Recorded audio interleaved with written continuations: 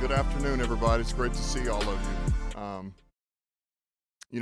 I think, look, today's a big day for us, and, for multiple reasons. I would start with this, is that everything that Brad and myself said that we wanted to do, which started with Sheila and Rod, was to bring in the right people that fit our mold and fit what this community's about, what this team's about, which really is grit. I mean, that's kind of the common theme here. It really is. Another way to put it is football character. And so with that, before I get to who I'm going to introduce here, I just want to, with that in mind, some of these additions that we've added, man, they fit that criteria. No, starting with Romeo Aquara, to get him back, everything that he stands for, what he's about, his football character, right? The ability to rush the passer, his high fashion.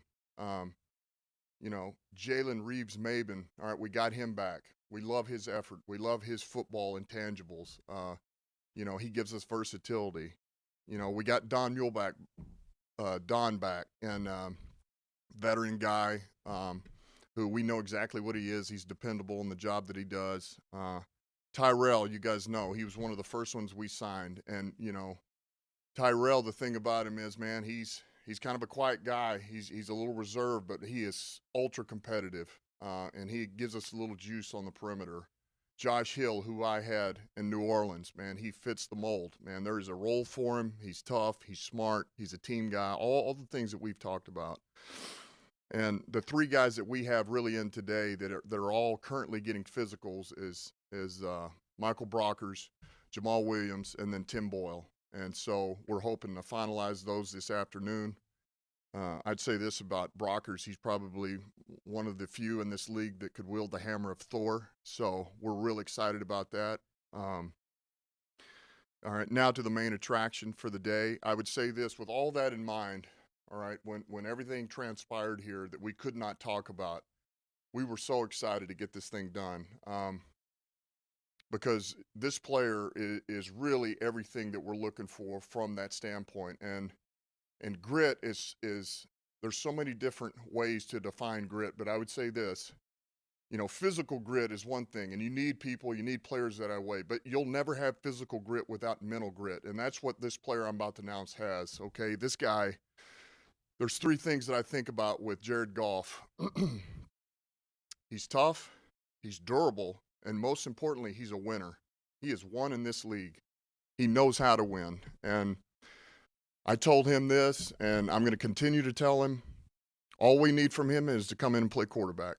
You just play quarterback. You don't have to be a savior here. You just be the quarterback. His job is to make the right decisions, put the ball on the receivers, give them a chance to make a play, and our receiver's job is to freaking get open and separate. And if the ball hits your hands, you better find a way to come down with it. That's your job. So he's going to be just fine at that, and what he brings to the table is plenty enough. All right, this guy's going to give us the ability to win games, and I love his quiet confidence. All right, I know he's hungry. You're about to hear from him, but man, we were thrilled to have this guy. So without further ado, Jared Goff.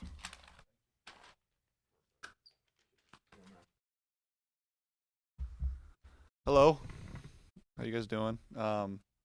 First of all, I want to thank Sheila, Rod, Dan, Brad, obviously, for bringing me here. It's something I'm so excited about, and so excited to be able to talk about finally.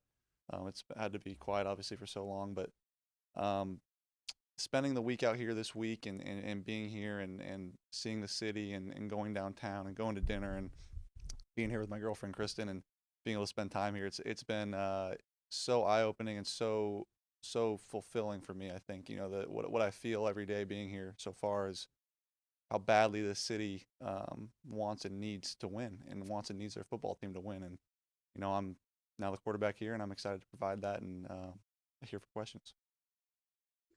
All right, first question, Tim Twentyman, DetroitLions.com.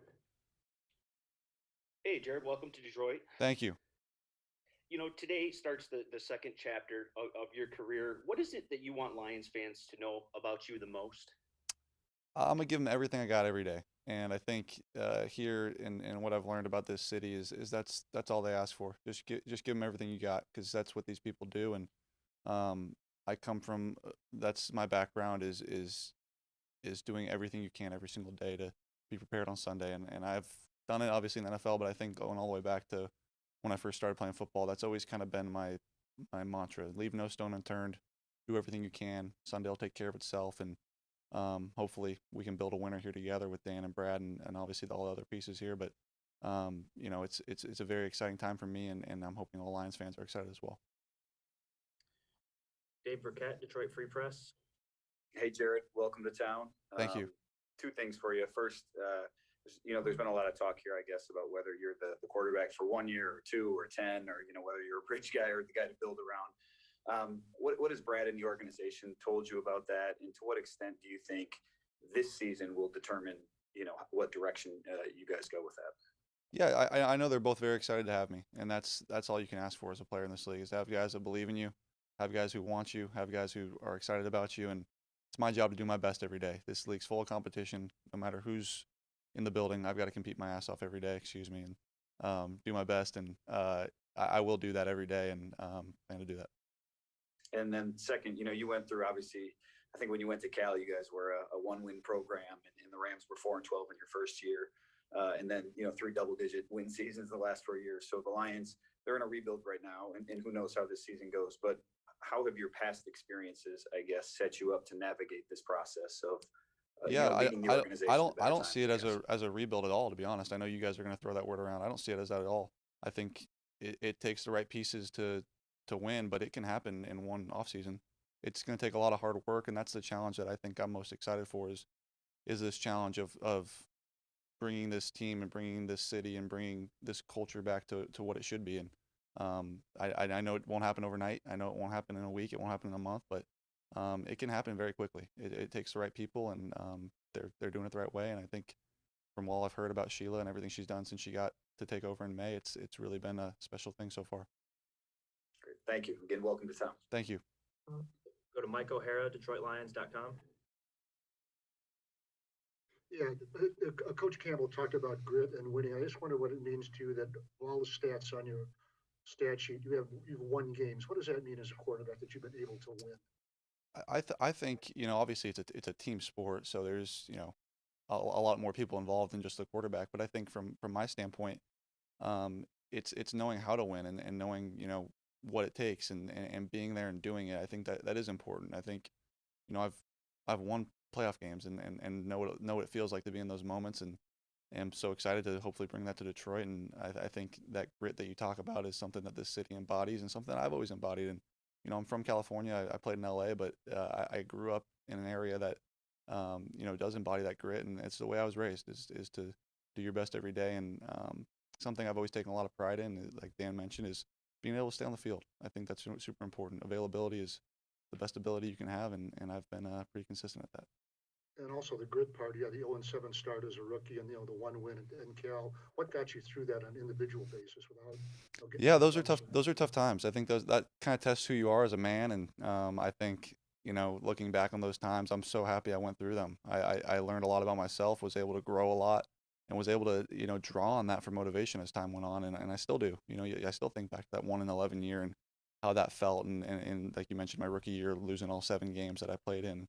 How that felt and what it took to get out of that and all that I learned from those games. It's so important, I think, to a career to kind of hit the rock bottom at times and be able to climb back up.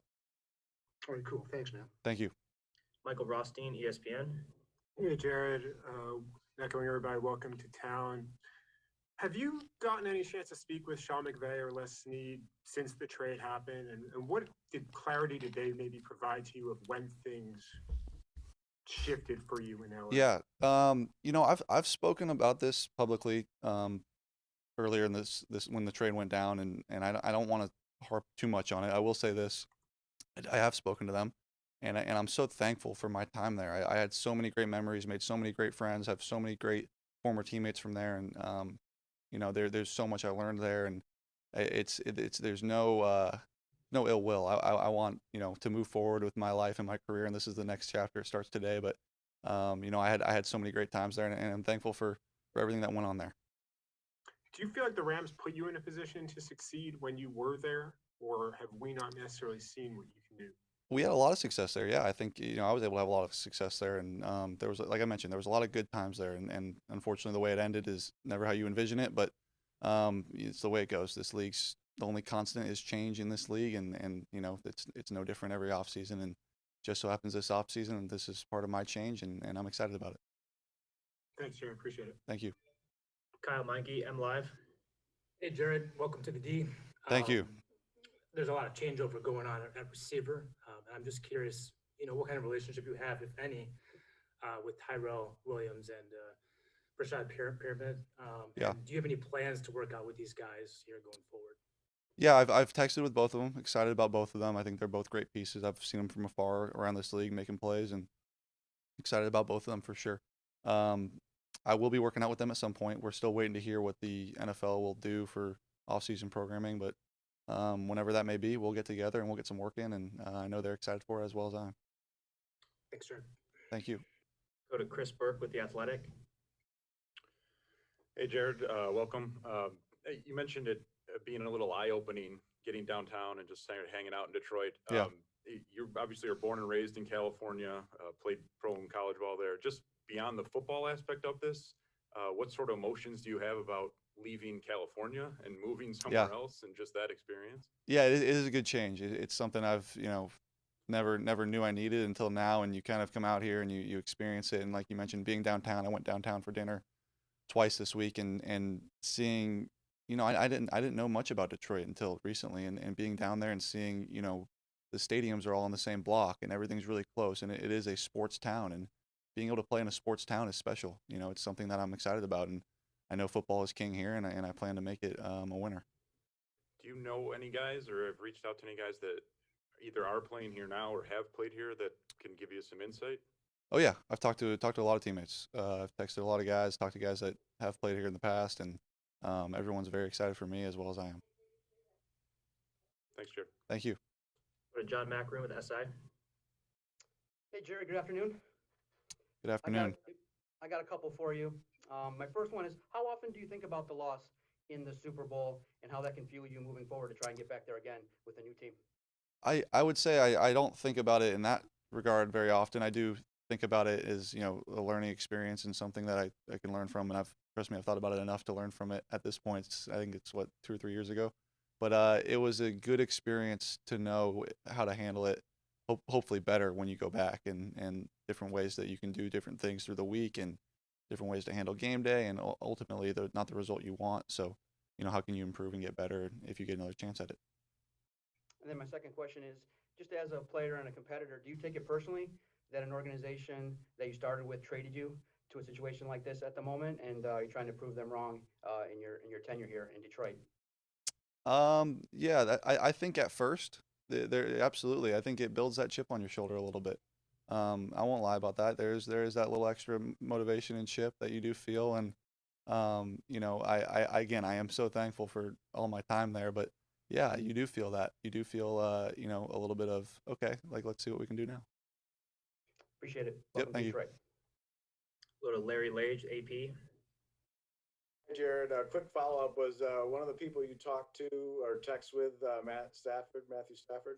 I did, yeah. I talked to Matthew right after the trade, and I'll say this on him. I've got so much respect for him and everything he's done here, and everything he's done in the community. Obviously, know his footprint here and everything he's done, and wish him the best. But yeah, I'm excited to start my next chapter here, and believe in myself as the guy here.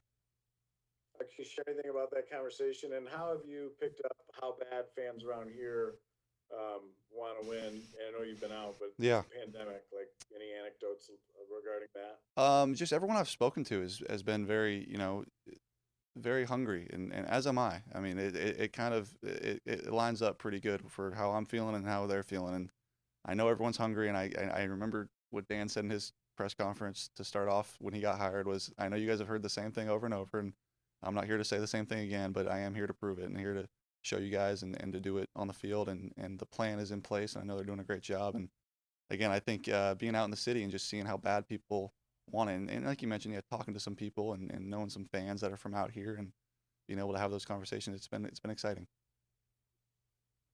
Justin Rogers, Detroit News. Jared, welcome to Detroit. Thank you.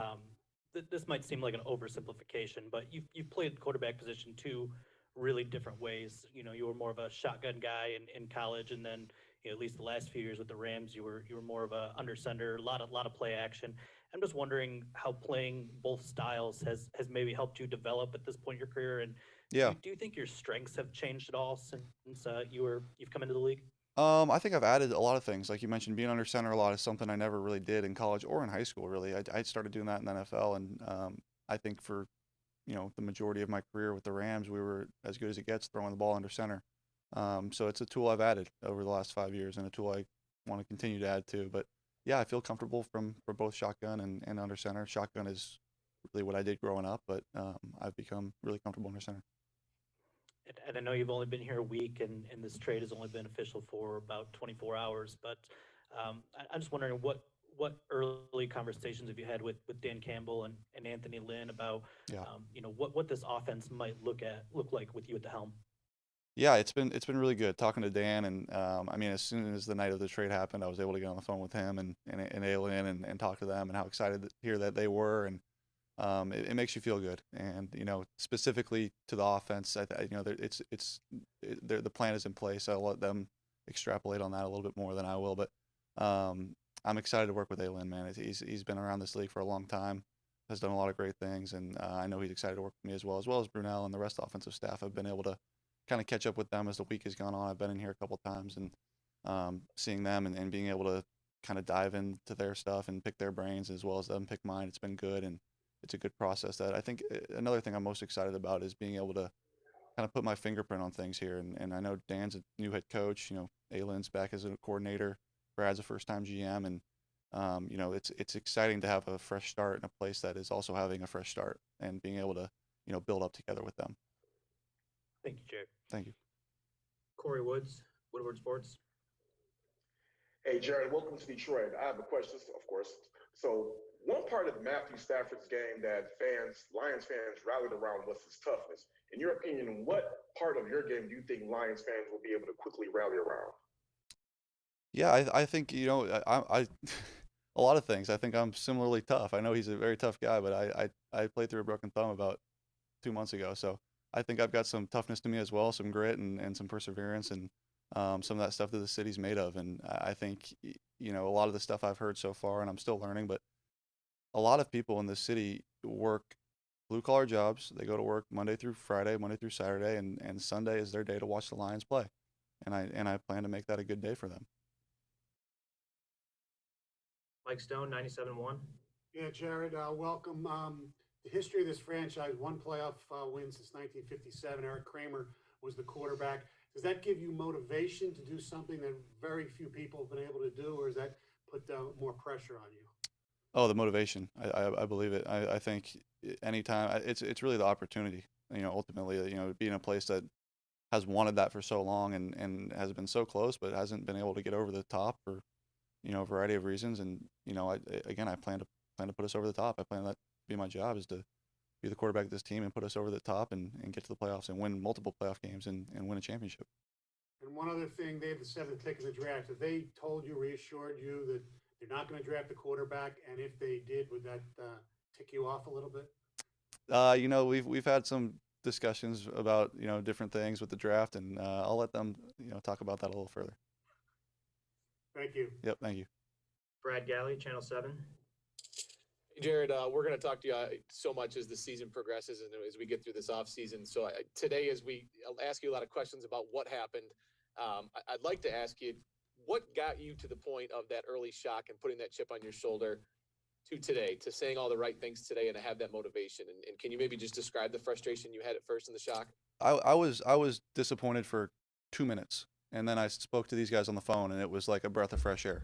Being able to hear from Dan, being able to hear from Brad, being able to hear from Aylin, you know, people around the organization, Rod, Sheila, everyone, it was immediate. Okay, this is where I'm supposed to be. You know, this is how it's supposed to go down. And again, like I said, this league, everything's changing, especially at the quarterback position. It's a constant change around this league, and it's not. I'm not any different than any other player in this league that is available for trade almost every day. So it's something that I'm so excited for, and I think, to answer your question roundabout way, it was very immediate that I was very excited about this opportunity. Did you have to do some convincing to family and friends who have watched you grow up in California and play in California for a professional team and say, listen, guys, we got to turn the page? Was it tougher for maybe some of the people close to you? No, not my inner circle. No, they were on board immediately. I think talking to my parents immediately, hearing from them and how excited they were, and how excited they were for me to have a fresh start. You know, my dad actually played professional baseball and played in Indianapolis. He's like, some of my best times of my career were in the Midwest, and he's like, you know, been telling me how much I'm gonna enjoy it, and I have so far. I mean, I've had such a great time out here this whole week, and I've looked around, looked at some houses, trying to find out where I'm gonna live, and it's been a pleasure. Thanks, man. Thank you. We're going to go 2 more questions, starting with John Neo, Detroit News.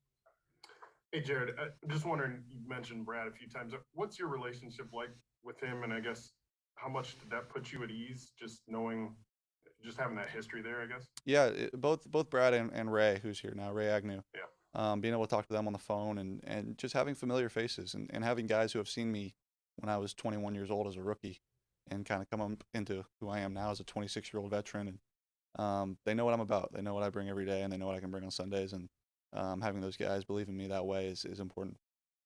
And then second one, if this is sort of a virtual off season or mostly partly virtual off season, what kind of challenge is that for a new quarterback trying to sort of become a leader in a new team? Yeah, it's a challenge either way, if you're new to a team or not. But of course, there's challenges there with a new offense, new players. I'm new to the city, but it's a challenge that I embrace. It's a challenge that I think a lot of teams will have, and a challenge that I embrace and plan to, you know, meet in the middle somewhere and get these guys together and you know, eliminate those, you know, questions about what our offense is going to be and how we're going to feel coming into training camp. You know, we need to get together, we need to throw, we need to work out, and we will. Thanks. All right, we will conclude with Stacey Dales, NFL Network. Hey, Jared, congratulations on your next chapter. Thank you. My question, my first, if I may quickly follow up, as you have put the tape on, presumably you have, of as this roster still formulates, but pretty good offensive line and a nice backfield now with the addition of Jamal. What potential do you see with some of the talent that will be in place for you? Yeah, like I mentioned earlier, the pieces are there. I know, you know, you guys may want to say rebuild. To me, it's not a rebuild. I think the pieces are there. I think I'm a big part of that. I think, like you mentioned, Jamal, some of the pieces we've added, some of the guys that are already here, the offensive line is obviously a strength. It's all there. There's still a lot of hard work to be done, and that's the challenge I think is the most exciting is the hard work, and is, you know, how good it does feel to put that work in and to come out the other side as a winner and to win games with a team that, you know, hasn't done it in the past. And it's a fun challenge and an exciting challenge for me. But like I said, I believe all the pieces are there. I know Brad will continue to add as the offseason goes on, but you know, we've got just as good a chance as anyone else to go out there and do our thing. And then just finally, specifically, and thank you, Eamon, what excites you specifically about playing for Dan? We've heard that he's going to take kneecaps off of the opponent, all of that good stuff, right? Give us a glimpse into what that's been like as you've gotten to know him in this short time. It's genuine. It's that when he's talking to you guys, it's that when he's talking to me, when he's talking to my girlfriend, it's all the same. He's the same guy every day, and I've enjoyed my time with him so far, and hope to see our relationship continue to grow. And he brings energy, and I think, you know, he's a guy that's obviously had opportunities in the past to be a head coach, and he wants this job as well as I do. I want to be here, and I'm excited to be here. Thank you. Thank you. All right. Thanks, Jared. Thanks, everybody. Hang tight while we reset. We'll bring up Brad Holmes for a few questions to address the trade. Thank you, guys. Appreciate it. Thanks, Jared. Welcome to the D. Thank you. Thanks, Jared.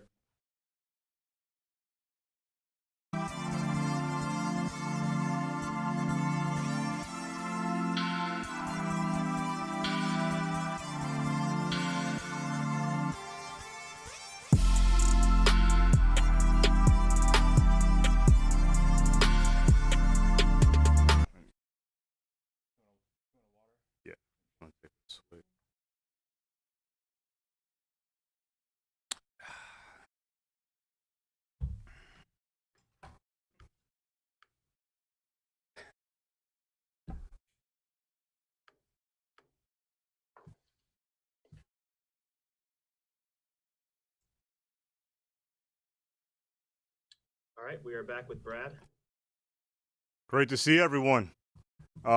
We can finally discuss Jared as a Lion, finally, and not have to say we're potentially adding a veteran QB via trade. So it's cool to finally actually confirm and say that Jared is finally a Lion. And can't tell you how excited we are to welcome Jared, his girlfriend Kristen, his rest of his family to the Lions family.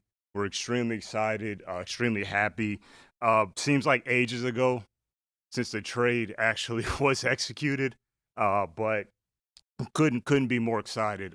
Would say for a first year GM, I don't think you could write a story to think of that. To be able to welcome Jared to a franchise twice, and twice through a big trade at that. So Jared, very happy for him. We're very excited to add him. He's a proven winner. His resume speaks for itself. He's won a lot of games. His postseason success, postseason at home, postseason on the road, played in Super Bowls. So again, his resume speaks for itself. He's going to be a big part of what we're doing going forward, and couldn't be more excited to have him. But just on a more of a personal note, just as soon as Jared, as soon as we made the trade when the Rams made the trade for Jared back in 2016, still remember that we'd be watching film in the draft room, and Jared would walk by the draft room and he'd pop his head in there and ask if we're looking at any Cal Bears. And so now it'd be pretty cool to see if he still pops in, me as a GM, and still asks if we're looking at any Cal Bears to draft. But I always thought that was pretty cool that he'd do that every now and then. So again, super cool to be going through this experience, and not a better person than Jared to go through this. But without any other ado, we'll turn it over to any questions you might have. Justin Rogers. Hey Brad, can I just start and ask you what involvement you had with scouting Jared ahead of the trade and the selection in Los Angeles? Yeah, a lot. So obviously I was college director at the time, and so did a lot of work, did a lot of evaluation on Jared. Never forget, I saw Jared play at Stanford, and immediately saw that game and came back. And I think after like the second series, I said, "Wow!" I was like, "This is the guy." And so, and I believe I've mentioned it before in previous session that when Les Snead, asked me one-on-one, if I would be interested, or what I would be on board for trading up to number one all pick. I believe we're at 15 at the time. Trade up to 1. Would I do it, and for who? He didn't speak a specific name, or he didn't throw out any other QBs, and I said, yeah, I'd do it for Goff. And he just said, all right, thanks, and just walked off. And so, I'm not sure if that was a turning point to really convince him to do it, but I do know that, a lot of us were on board with making the move to trade up, and we were very excited then, and we're still excited now after this recent trade. I just wanted to squeeze one more in here, Brad. I know you guys weigh all the different scenarios and situations as you're making these decisions. What thought, if any, have been given to maybe restructuring Jared's contract, one, to free up cap space this year, and two, to kind of reaffirm a commitment to him going forward? Yeah, well, all the contractual stuff we have already thought about, and just like you said, everything is thought strategically and in the future, and for what's for the best for the future of the Lions. So all of that has been taken into place, and so but with respect to the process and where is that from a contractual standpoint, we'll keep those in house, but we wouldn't do anything to compromise the future of our franchise. It's worth a try. Thank you, Brad. Nice try. I like it. Dave Burkett. I'll try on a couple too. So you obviously saw Jared Goff as being a franchise quarterback, way back when, if you were willing to trade up to him. So how about now? What do you see him as now, and how does that mesh with what you said about having the number 7 pick and being open to taking a quarterback? Yeah, so seeing him now, I do expect Jared to come in and start to be our starting quarterback. I don't see anything other than that. And then in respect to where we're at 7 overall with the draft and regarding the quarterback position is, like I've told you guys previously, and it hadn't changed, that, when you're picking inside the top 10, you're not in a position to ignore any positions. You're just not. So, the quarterback position is very important. And if the value's there and if the right guy's there, then, he'd be in heavy consideration if the right players there and the values there. But so this doesn't change anything that we've spoke about previously regarding the draft. But we do expect Jared to come in and compete to be a starter. Be a starter for now, but how about long term? Can he be the guy here to build around? People have used the word stopgap. How do you, weigh those things, I guess? Well, I'll say this.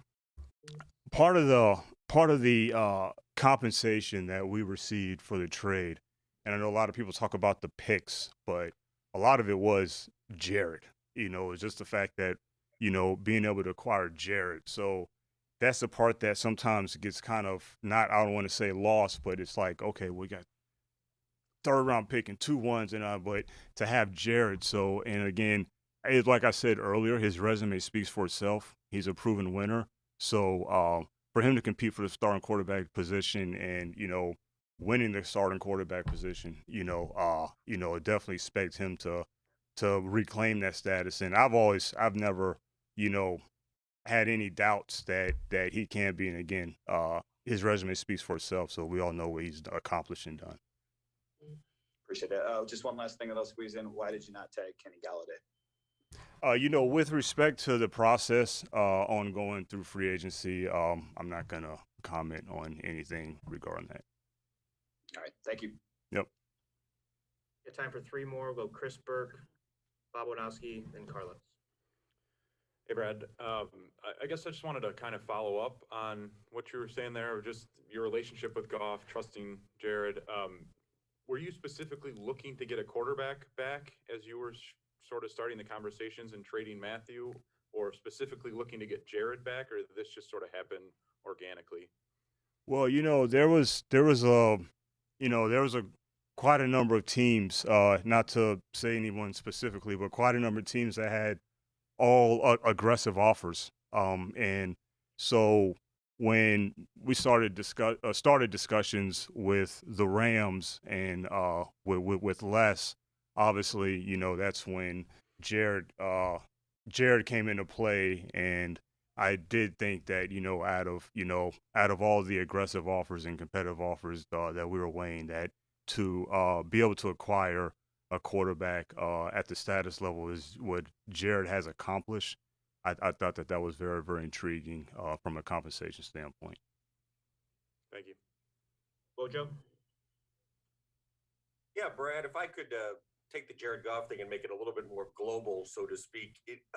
The entire offseason so far, the subtractions and the acquisitions, has it been even more expansive than you thought you would have to go when you first took over, or has it been following the pattern and the path that you thought it would?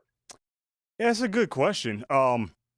I did know, coming in, approaching this offseason and, starting off with free agency, I obviously knew there's some decisions that had to be made. And Dan and I sat down and we had a plan in place in terms of how will we approach, the current roster that was already in place, and how are we going to just continue to build the players that are Lions and that fit the culture and the standards that we're looking for. And so going through that process with Dan, it was fairly easy to just, you heard me say, kind of trust our process, and that's what we've done so far. And so not trying to calculate, how many do we subtract and how many do we add, but just making the best decisions for the franchise, for the Lions, and just, again, adding players that we seem as fit and that are going to be up to our standards for what we want to do going forward. Just a quick follow-up. Who are you drafting at number 7? Oh, I'm sorry. I'm kidding. I'll take any help I can get. So if you have a name. Oh, you'll get some help, I'm sure. Carlos? Yeah. Hey, Brad. With Jared, what is it you feel can help him be successful and give back to that success he had earlier in his career with the Rams when you were there? Is it a new voice as his coach? Is it scheme? What kind of things do you see to get him back to where he was? Well, I'm not sure if I'm following where he actually dropped off. So I'm not sure about the get back. Again, he's won a lot of games throughout his tenure with the Rams. So, Jared just has to be Jared. And, the talent and the arm talent and everything is easy to see. The toughness is what's extremely impressive. But, when you look back at, draft in 2016, wasn't the starter the whole year in 2016. So, subtracting that. But when you start with 2017 all the way as current as this past season, you talk about winning games. He's up there. He's up there among some of the best in terms of QB wins starting back from 2017 since he's been full-time starter. So not really sure, about him getting back, but we will make sure that he is surrounded with the right pieces in place, the right structure in place. We have a phenomenal coaching staff. So we don't have any doubt that he can still be the winner that he's already proven to be going forward. Well, just if I can try this just another way, do you understand why that relationship didn't work with the Rams? Do you know how to kind of avoid any of the pitfalls that may have led to the, dissolution of that relationship and make him a winner or win consistently with the Lions? Well, I'm not going to speculate, or I'm not going to comment on, anything about his time with the Rams, because right now, Jared is a Lion. And so that's all we're focused on is Jared and what he'll do for our franchise and what he'll, show this fan base, this very passionate fan base. So, the relationships that he will have, that it's already started with our coaching staff and with his teammates, his new teammates, that's off to a good start now. So, and that's really what we're focused on, and that's what's most important. All right, Mike Rothstein, sorry I skipped you. We'll go last question. Yeah, no worries. I kind of want to get a little bit more of the trade itself. I know you talked a little bit about it a few questions ago, but was part of the offers when you were looking at that maybe trying to find some sort of quarterback to come back in the deal? Like, because there have been rumors that Teddy Bridgewater maybe is in the Carolina situation. Like, was that something that y'all were considering as part of this? Well, it's always, when you're I guess go back to your addition and subtract, or what the question was asked earlier about adding and subtracting players, is that when you're possibly losing a starting quarterback, to be able to add a starting quarterback within the package from a compensation standpoint, that's very, very intriguing. So I can't say going in that we were specifically looking for that. And again, out of all the offers that were being discussed, they were all aggressive, competitive offers. But the ability to add not only just a quarterback, but a quarterback of Jared's success in his record and all that he's done in the league was very, very intriguing. We're very excited about that. And if I could slip one in, not on Jared, but on Romeo, what was it that you saw and Dan saw that you wanted to make him potentially a foundational piece here going forward?